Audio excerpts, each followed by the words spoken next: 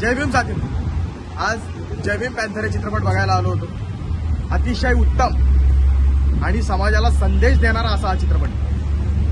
बाबासाहेबांनी जे शिक्षणाची मूल्य आपल्याला सांगितली, शिका, संघटित व्हा आणि संघर्ष करा, या मूल्यांचं महत्त्व सांगणारा चित्रपट म्हणजे जय भीम पॅन्थर. मला असं वाटतं चित्रपट बघत असताना बरेच विचार मनामध्ये येत होते. जो राग, संताप समाज व्यवस्थेच्या विरोध आपल्याला आलेला आहे, तो संताप आपण कसा व्यक्त करायला पाहिजे हे जय भीम पॅन्थर बघून मला कळलं.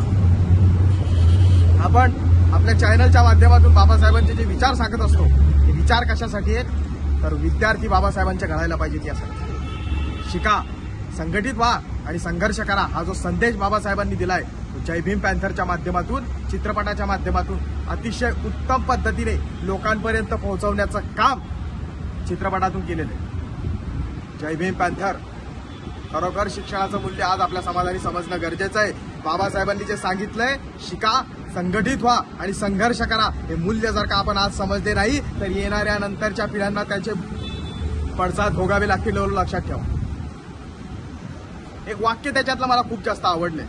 ते म्हणजे असं की त्यात गौरव मोरे यांनी ती भूमिका निभावलेली आहे. त्यांचे वडील त्यांना म्हणतायत की ही डोक्याची लढाई आहे आणि ती डोक्यानेच लढावी लागेल. खरोखर आंबेडकरी चळवळ ही डोक्याचीच लढाई आहे आणि ती डोक्याने लढावी लागेल. म्हणून जास्तीत जास्त बाबासाहेबांचे विद्यार्थी घडवणं आपलं काम आहे आणि ते आपलं कर्तव्य आहे. शिका, संघटित व्हा आणि संघर्ष करा आणि नक्की जय भीम पॅन्थर स्वतः बघा, आपल्या गावातल्या, आपल्या परिवारातल्या लोकांना दाखवा आणि चळवळ जागृत करा. जय भीम.